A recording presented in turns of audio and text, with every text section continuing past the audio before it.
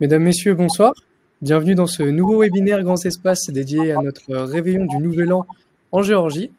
Donc, la Géorgie, ce pays qui est d'une grande richesse culturelle et aux portes de l'Europe. Donc, avant de débuter, comme d'habitude, je vais laisser le temps à tout le monde d'arriver tranquillement sur le live. Pour rappel, vous pouvez poser toutes vos questions via le chat qui se trouve dans la petite barre latérale en bas à droite de votre écran. En attendant, je vais présenter les intervenants de ce soir. Donc, Christian Kempf, qu'on ne présente plus, président et fondateur de Grands Espaces, et donc explorateur et scientifique de son passé. Et aussi Natia, qui est notre invitée de ce soir. Donc, Natia est manager dans le secteur du tourisme avec 16 ans d'expérience. Natia est née en Géorgie, mais elle est francophone car elle a obtenu un bac+4 dans son pays avant de poursuivre ses études en France. À son retour, elle a commencé de travailler dans une école privée où elle enseignait le français. Et finalement, elle a décidé de changer de voie et elle est devenue guide francophone. Et depuis, elle évolue dans le domaine du tourisme, une passion qui continue de l'animer jour après jour. Donc, les présentations sont faites. On va pouvoir débuter. Christian, je vous laisse la parole. Oui, avec plaisir. Merci Timothée. Et je voudrais d'abord vous rappeler à toutes et à tous, évidemment, que notre cœur est en partie polaire, même s'il va se déplacer à l'occasion en Géorgie. Mais c'est pour ça qu'on organise aussi 2 réveillons polaires, l'un en Islande. Alors pourquoi en Islande? Parce que c'est l'un des 10 feux d'artifice les plus impressionnants du monde, le moins organisé certainement, puisque les pompiers, pour parler simplement, ne donnent pas des calendriers ou d'autres choses, mais des feux d'artifice, c'est des moyens de protection. Ce qui fait que au moment du Nouvel An, c'est toute la baie de Reykjavik qui retrouve son nom, Reykjavik, la baie de la fumée, et qui s'enflamme et qui s'enfume. Et nous serons dans le restaurant qui surplombe la ville avec ce spectacle extraordinaire. Mais l'Islande, c'est aussi le moment des aurores boréales, ce sont aussi des glaciers, ce sont aussi le geyser, etc. Bref, l'Islande telle qu'elle existe et qu'elle vit. Donc, réveillon en Islande, d'une part, et puis ensuite le réveillon le plus exotique que l'on organise, certainement, c'est dans les glaces du Groenland. On a eu l'an dernier cette chance absolument extraordinaire au moment du Nouvel An, ou je devrais dire des Nouvel An, parce qu'il y a 2 Nouvel An, hein, vous en avez 2 pour le prix d'un, si je peux dire. On a le Nouvel An européen, puisqu'il y a beaucoup de gens groenlandais qui ont une famille au Danemark, donc il y a le Nouvel An européen qui est fêté, et c'est le nôtre aussi, le français, le suisse. Et d'un autre côté, également beaucoup de gens, puis ensuite il y a évidemment beaucoup de gens au Groenland en tant que tel, c'est-à-dire minuit groenlandaise. Donc il y a 2 Nouvel An, et au gré de ces 2 Nouvel An, l'an dernier, on avait d'un côté les aurores boréales, les chiens qui hurlaient, les feux d'artifice, le tout avec à l'horizon dans la pénombre, parce qu'on voit, mais on ne voit pas bien quand il fait sombre, quand c'est minuit, quoi. Mais dans la pénombre, vous voyez les icebergs géants, c'est un moment extraordinaire. Et pour accompagner ce voyage, évidemment, une spécialiste du Groenland, c'est Christiane Brieux, et puis une personne de notre équipe pour faire de ce réveillon extraordinaire. Alors, pourquoi finalement aller en Géorgie? Vous savez, on va vous donner les raisons, mais le meilleur argumentaire, ça va être une série de photos. Parce que tant Natia que moi-même, on va vous parler de la Géorgie. Natia surtout, avant tout Natia. Natia. Et accessoirement moi, parce que j'ai eu la chance d'y aller à 2 reprises, une fois en été, une fois en hiver, une fois lors d'un réveillon. Et donc, on va vous en parler. Mais on va vous en parler ainsi, face à face. Je dirais, on va répondre à vos questions. Mais ce que je voudrais surtout, c'est vous donner quelques flashs, quelques noms. Et c'est pourquoi maintenant, on va d'abord vous présenter très rapidement environ une vingtaine de photos sur la Géorgie. Alors, la première chose que vous verrez, c'est d'abord l'hôtel. On est là à l'hôtel Tiflis, le plus confortable de la ville, l'hôtel 4 étoiles en plein centre-ville. Les chambres sont grandes, larges, normales. On a pris cet hôtel car pendant 4 nuits, on sera décidément dans cet hôtel. Depuis les terrasses de l'hôtel, que l'on déjeune ou petit déjeune, on voit la ville. On est au centre-ville de cette ville très active. La nuit, ce sont les remparts du château de Tbilissi qui donnent sur l'ancienne ville qui s'accroche à ces remparts que l'on voit le tout dans un cadre fabuleux qu'on aura tous les soirs. Alors, de jour, Tbilissi, certains disent que c'est la plus belle capitale du monde, surtout les Géorgiens évidemment, mais c'est surtout pour moi une capitale qui allie d'un côté l'architecture ancienne et puis d'un autre côté, vous le voyez peut-être à l'horizon à gauche, des architectures extrêmement contemporaines et modernes. Et la première journée sera évidemment liée à la visite des musées, à la visite de Tbilissi, parce que vraiment le cœur bat en grande partie au rythme de la capitale. Cette capitale qui est traversée par une rivière et où il y a des points de vue superbes, où il y a des possibilités de petites promenades sur la rivière qui sont magnifiques. Voilà donc Tbilissi traversée par la rivière Koura. Alors quand on remonte cette rivière, quand on va plus loin, on arrive sur la trace de Treta, qui est l'ancienne capitale de la Géorgie, au confluent de deux fleuves, et nous allons maintenant dérouler des cathédrales, des églises, car Tbilissi et la Géorgie sont véritablement sur les très anciennes routes. La route du vin, la route de la soie, la route commerciale, la route du Moyen-Orient, etc. Et donc, nous allons voir ces châteaux, ces monastères, ces cathédrales qui, partout, sont dans ce pays d'une extraordinaire richesse historique qu'on va nous faire découvrir.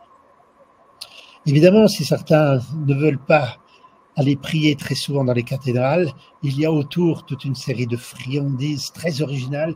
La Géorgie, ce dont Marielle et moi on se souvient surtout, c'est la richesse de l'histoire, de la culture, mais ce sont aussi toutes ces friandises et ces repas fabuleux.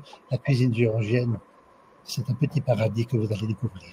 Et nous voilà de nouveau le soir à Tbilissi, toujours avec cette vue imprenable depuis les terrasses de l'hôtel.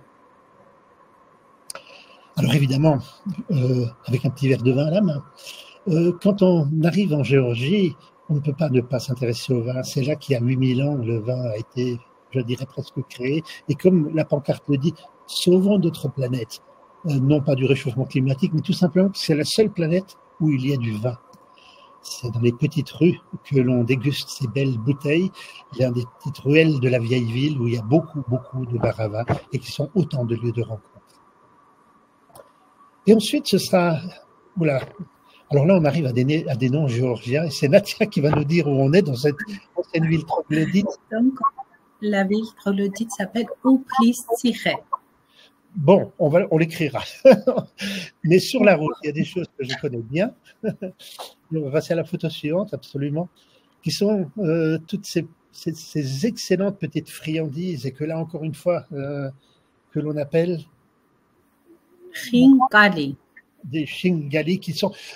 On va s'arrêter, chers habitants. Vous savez, on ne sera pas un groupe de 40 ou de 50, on sera un petit groupe.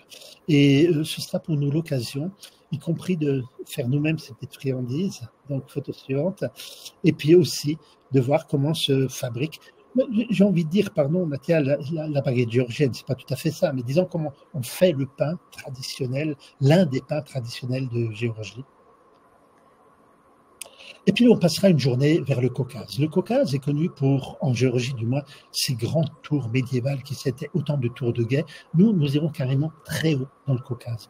C'est comme si nous étions des skieurs, mais on se promènera tranquillement en gondole ou en télésiège pour aller vers les sommets.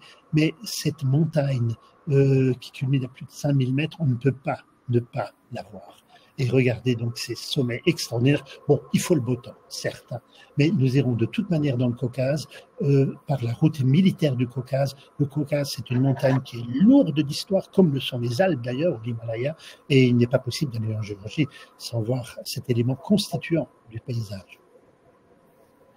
Alors, on va au sommet, mais on va gratter dans les caves, on va aller dans les caves. Et d'abord, regardez ces grandes amphores, si je puis dire.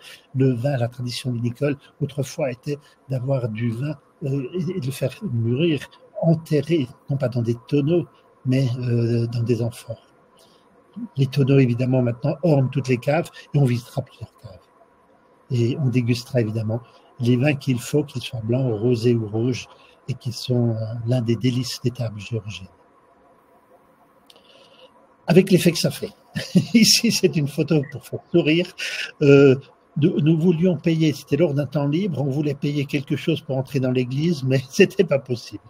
La dame cuait bien, ou plutôt elle dormait bien. Mais bon, voilà un autre moment où il ne faut pas dormir, parce que nous avons évidemment la possibilité d'avoir des conférences que nous ferons, que je ferai. Mais nous aurons surtout des conférenciers invités qui sont des journalistes, des économistes, car la Géorgie est au croisement de beaucoup de pays et est passionnante, non seulement d'histoire, mais aussi d'économie et de géopolitique. Et c'est pour ça que nous aurons des conférences, et cette fois-ci, non seulement des guides, évidemment, mais aussi des conférenciers dans l'hôtel Tiflis. Et puis, il y a le Nouvel An. Ici, c'était, non pas l'an dernier, mais la dernière fois qu'on y était, c'était avant le Covid, donc avec les feux d'artifice, le château illuminé depuis les terrasses de l'hôtel Tiflis.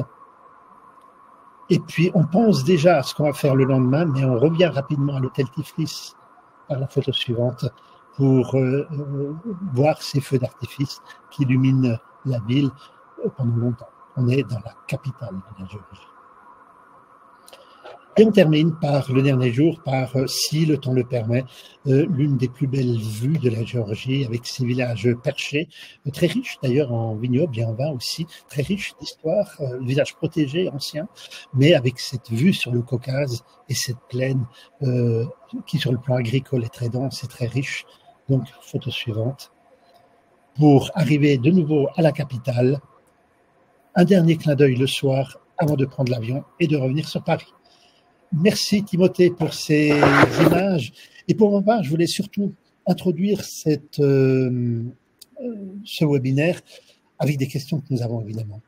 Nous entendons parler par les actualités qui nous bouleversent en ce moment du Moyen-Orient. Nous entendons parler de la Russie. Et je voudrais pour ma part d'abord vous parler de ce qui se passe au Moyen-Orient, qui est terrible en tant que tel. Mais je voulais vous dire la distance que la Géorgie se sent concernée comme la France, comme d'autres pays, comme tous les pays du monde, par ce qui se passe en ce moment. En revanche, géographiquement, il y a autant de distance entre Beyrouth et Athènes qu'entre Beyrouth et Tbilissi, et autant de distance entre Beyrouth et Tbilissi qu'entre Strasbourg et Kiev. Ce n'est pas parce qu'il y a un conflit quelque part qu'il ne faut plus voyager ailleurs.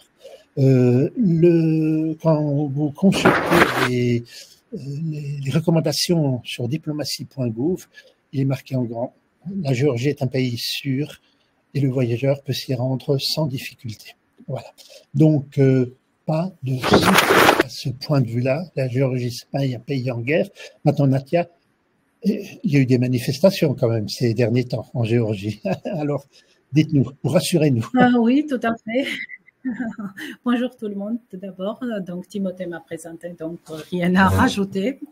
Au niveau des manifestations, déjà, il faut dire que on s'est protesté il y a un an quand le gouvernement a voulu nous imposer loi qu'on appelle loi russe. Et on a révolté il y a un an et tout de suite, cette loi a été supprimée. Mais cette année-là, en 2024, il y avait la même chose et on a vraiment manifesté. Donc, dans les rues, mais déjà sachez que la manifestation pour les Géorgiens, c'est normal, au sens que si quelque chose ne va pas normalement, donc on se révolte, on se manifeste, d'accord? Et donc, pendant un mois, que tous les soirs, ça soit les écoliers, ça soit les étudiants, ça soit les hommes d'âge moyen ou même la génération de mes grands-parents, on s'est manifesté dans la rue et vraiment on voulait que le gouvernement retire cette loi russe, mais malheureusement, on n'a pas réussi. Donc, je veux juste dire ce que ça veut dire, contre quoi on a manifesté. Loi russe sur les agents étrangers qui exige que quiconque reçoit un soutien de l'extérieur de la Géorgie se déclare comme un agent étranger. Donc, c'était la raison pourquoi on s'est manifesté. Mais par contre, je pense que ça s'est calmé et vraiment à partir du mois de mai, quand il y avait les manifestations, rien ne se passe pas comme des manifestations. Tout est calme, mais je pense que nous attendons les élections qui va décider notre destin, on va dire comme ça. On ira vers l'Europe ou vers la Russie. Mais j'espère que ça sera la première, d'accord? Et donc, pour le moment, tout est calme et on attend avec impatience le 26 octobre. Il y aura les élections en Géorgie. Donc, c'était la chose de manifestation en Géorgie. en 2024. Merci. Merci. Donc, je tenais, Nadia, à ce que vous puissiez intervenir parce que sur ce sujet, puisque l'une des choses extraordinaires, que ce soit avec l'homme de la rue ou que ce soit avec les quelques universitaires qu'on rencontre, pour moi, la première fois que je suis allé en Géorgie, je me suis dit, bon, voilà, je suis loin, quoi, voilà. Et les Géorgiens disent, maintenant, vous êtes tout près, hein, vous êtes, la Bulgarie, c'est juste en face, quoi, voilà. Nous, on a envie de faire partie de l'Europe, quoi. On veut être un pied de l'Europe, comme la Lituanie ou l'Estonie, etc., sont un pied de l'Europe dans la mer Baltique. On veut être un pied de l'Europe dans cette Europe dite de l'Est, quoi, hein. Donc voilà, maintenant sur ce, parce que je parle un tout petit peu très vaguement de géographie, je voulais simplement d'abord mettre tout le monde à l'aise en disant, bon, on ne va pas faire des escalades de villages troglodytes, on ne va pas faire ou de montagnes du Caucase, hein. C'est un voyage qui sera tranquille. Il n'y a pas de nécessité de caractéristiques, enfin de physique particulière. En revanche, donc, nous verrons à la fois les plaines où se trouve Tbilissi, les coteaux de vin ou les collines riches en vignobles, et d'un autre côté, toutes les pentes qui vont vers les montagnes du Caucase. Ce sera pour moi un véritable plaisir et bonheur de vous parler cette fois-ci de végétation, d'animaux qui se trouvent dans ces régions. Nous n'irons pas, parce que le temps nous manque, vers les rives de la mer Noire. Mais globalement, sachez qu'en termes de pure géographie, la Géorgie a un climat méditerranéen au bord de la mer Noire, c'est tout à fait évident, et qui va vers un climat, je dirais, comme le nôtre, hein. Il faut s'attendre un peu aux mêmes températures que chez nous en hiver, en un peu plus chaud. Et encore une fois, nous irons à la fois des plaines fertiles que nous verrons avec ces villages et ces vignobles vers les coteaux et vers le Caucase. On ira à plus de 2000 mètres d'altitude et puis monter les sièges encore plus haut pour parler de cette barre de montagne qui sépare véritablement la Russie de l'ensemble du restant de l'Europe. Il y a l'Oural d'un côté puis le Caucase de l'autre qui font cette frontière. Alors évidemment avec cette barre de montagne d'une part, avec d'autre part cette Europe riche, cette Europe qui s'est beaucoup battue entre catholiques, protestants, orthodoxes, musulmans, la Géorgie était sur le passage de toutes les grandes civilisations. Et c'est pour ça que la culture et les traditions sont si vivaces et si importantes. Et surtout l'histoire. L'histoire a laissé beaucoup de monuments en Géorgie et personne mieux que Nadia ne peut nous en parler. Nadia, si vous pouvez nous en parler un peu de cette histoire et de cette culture, hein. Oui. Déjà, géographiquement, pour vous dire, de l'ouest, on est baigné par la mer Noire qui est liée à la légende de la Toison d'Or, qui fait notre histoire en fait. C'est Jason qui est arrivé pour s'emparer de la Toison d'Or du roi qui habitait dans l'ouest partie de la Géorgie. Et donc, finalement, il a pu le prendre. Ensuite, les pays qui nous entourent, c'est la Turquie, on a l'Arménie, on a l'Azerbaïdjan et tout au nord, on a la Grande Fédération de la Russie. Pour vous dire, les frontières, par exemple, avec la Turquie, tous les trois sont ouverts, on est très amis avec les Turcs. On a 3 frontières avec l'Arménie, tous les 3 sont ouverts parce qu'on est des frères avec les Arméniens. On a 2 frontières avec l'Azerbaïdjan, tous les 2 sont ouverts et on avait 3 frontières avec la Russie et il y a un seul qui est ouvert. Il n'y a pas longtemps qu'ils ont permis aux Géorgiens d'aller vers la Russie, mais c'était ouvert d'un seul côté, c'est-à-dire que les Russes ils pouvaient venir en Géorgie, mais pas nous. Et donc, ça c'est un peu de géographie. Et c'est ce qui est très intéressant pour la Géorgie, c'est que stratégiquement, on se trouve entre l'Europe et l'Asie. C'était la route de la soie qui passait en Géorgie. Pour vous dire, donc c'était le marchandise qui venait de Chine, qui passait par la Géorgie, allait vers la mer Noire, et de la mer Noire, tout allait vers l'Italie, et ça a été ensuite distribué dans l'Europe. Comme ça, la Géorgie, stratégiquement, prenait une place très importante et il le prend toujours. C'est pour ça que je pense, au cours de notre histoire, tous les grands pays sont toujours intéressés par notre petit pays, d'accord? Mais quand même, absolument à souligner que notre pays, qui est devenu un pays chrétien assez tôt, si je peux dire comme ça, par rapport aux autres pays. C'était au IVe siècle quand on est devenu un pays chrétien orthodoxe. Et même si on était envahi par les autres peuples d'une autre religion, quand même, jusqu'à nos jours, on a pu garder notre religion chrétienne orthodoxe. On est resté toujours donc orthodoxe et on est très, très fiers de ça. Et donc, absolument à dire que, comme on faisait il y a 10 siècles la liturgie dans les églises, on le fait toujours à la même façon. C'est-à-dire que les traditions, on est très attaché à ça et vraiment, on est des gens, les Géorgiens, on est des gens liés à des traditions. Il faut absolument dire que on a notre langue qui s'appelle le géorgien, mais qui est parlé que par des Géorgiens. Pour vous donner, au total, on est 3 700 000, d'accord? Mais c'est parlé que par des Géorgiens. Notre langue ne ressemble pas à des autres langues. Notre alphabet est unique parmi les 14 alphabets qui existent. Donc, au monde entier, il y a 14 alphabets, dont une, c'est notre alphabet. En tout, on a 33 lettres et la sonorisation est très difficile. Quand vous allez venir en Géorgie, donc vous allez entendre les mots comme ça, Prtskovna, Brdrona, qui n'est pas facile à prononcer, mais je peux vous apprendre déjà, pour géorgianiser le mot, il faut absolument le terminer par une voyelle, qui veut dire que le mot est déjà si chargé avec des consonnes que pour géorgianiser, il faut absolument le finir par le I, le A. Par exemple, Christiane, ça c'est en français, on va dire comme ça, mais quand il est en Géorgie, c'est Christiani, d'accord? Mais Timothée, ça se termine déjà sur le « et », comme ça, il n'a pas besoin que ce soit géorgianisé. D'accord?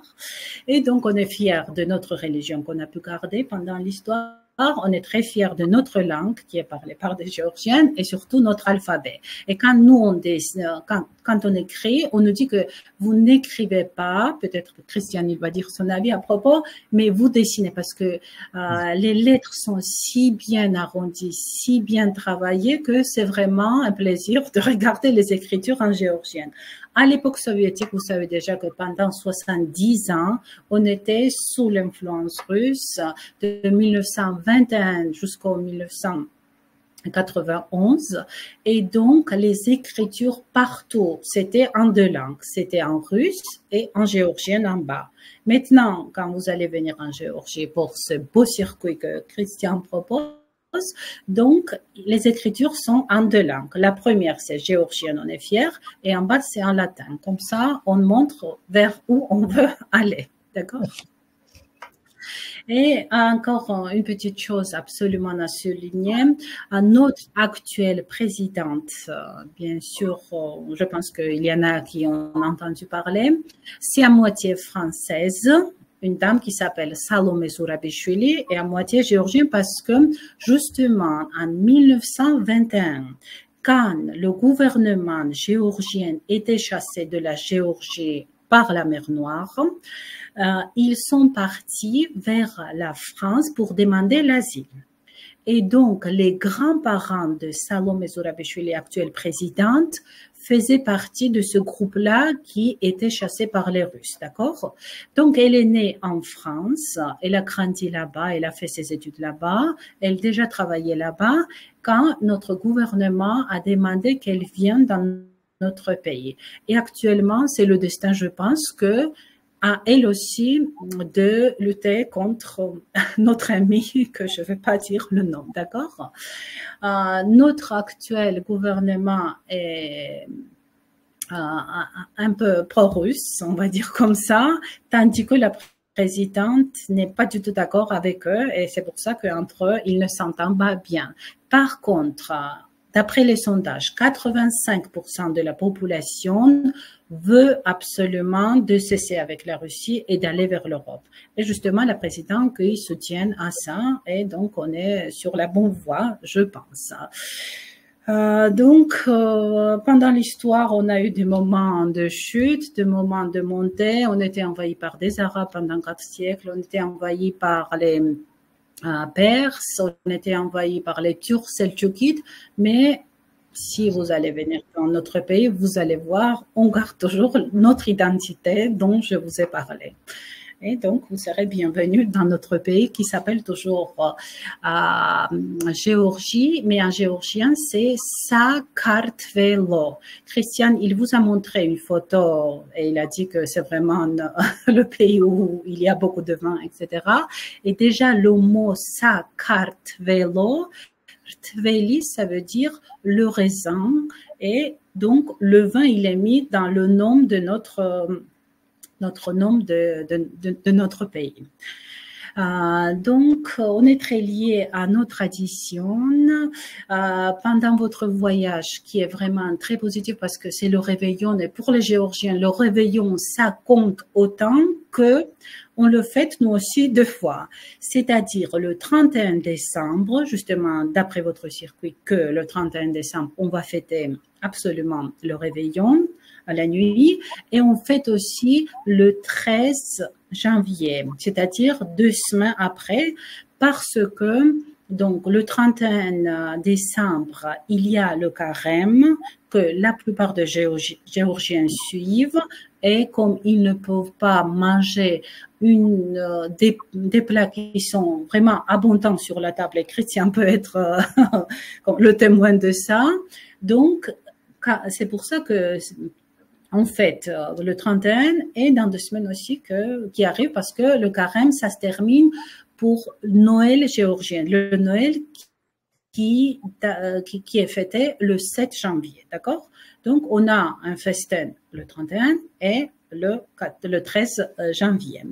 Et c'est ce qui est très, très intéressant et c'est ce qu'on a dans notre programme. Quand on va aller le 1er janvier dans une famille pour le déjeuner spécial de réveillon, d'après les traditions, la table doit, même s'il y a 2 personnes assises à table, en Géorgie, ça se fait, et la table est dirigée par un chef de la table qui s'appelle, Christian, est-ce que vous en souvenez comment il s'appelle? Tamada.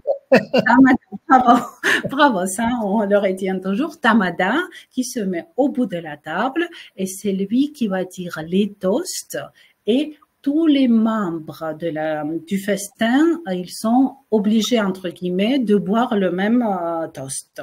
Et justement, c'est ce qu'on aura et à notre table de festin le 1er janvier, et surtout les chants folkloriques qui vont accompagner notre festin. Comme ça, c'est vraiment le circuit où chaque jour, on a des découvertes culturelles de nature, c'est-à-dire quand on ira à Goudaouri, pour les meilleures vues, les sommets enneigés du Grand Caucase, les sommets qui dépassent 5000 mètres, pour vous donner un peu d'idée à quoi ça ressemble, et aussi la région vinicole avec une dégustation, avec la fabrication du pain que Christian a montré, et la table avec Tamada. Ça, c'est typiquement géorgien que vous allez fêter le réveillon, et vous êtes bien invités chez nous.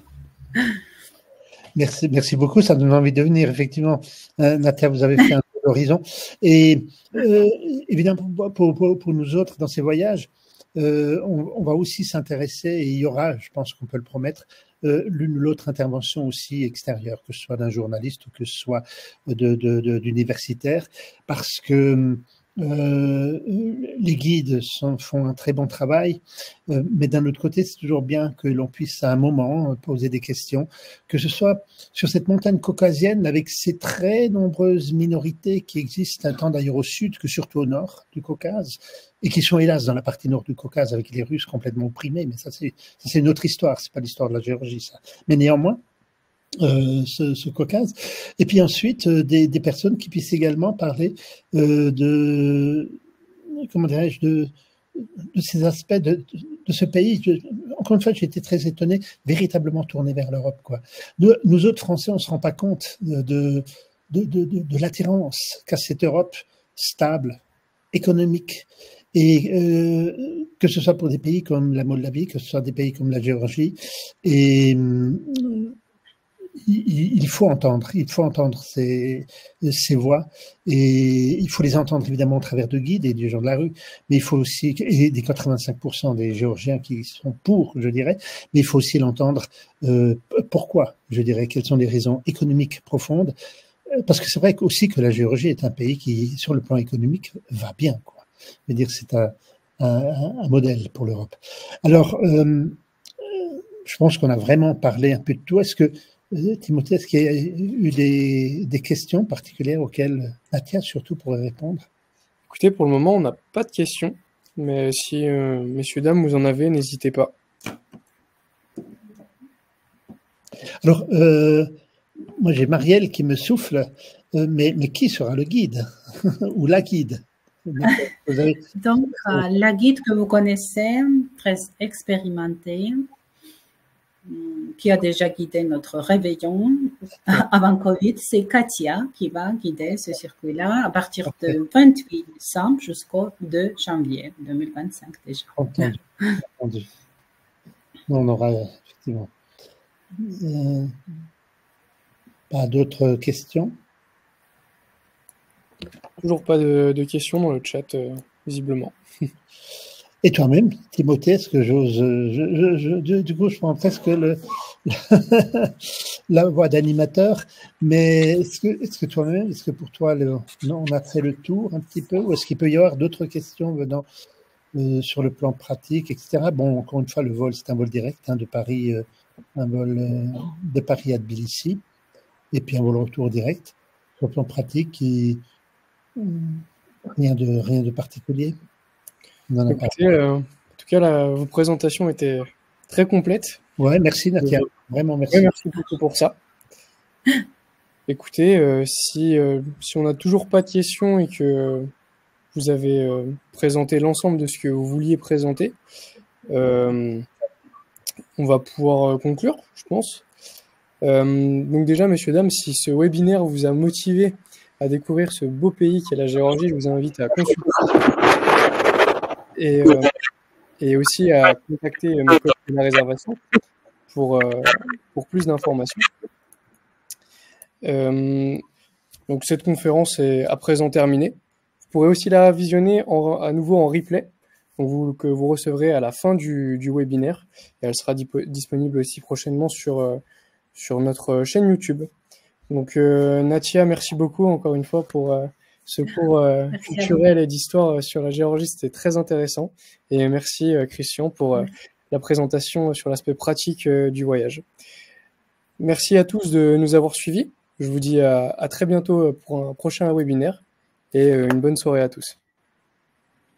À très bientôt en Géorgie, je dirais. À bientôt en Géorgie. Au revoir. Au revoir.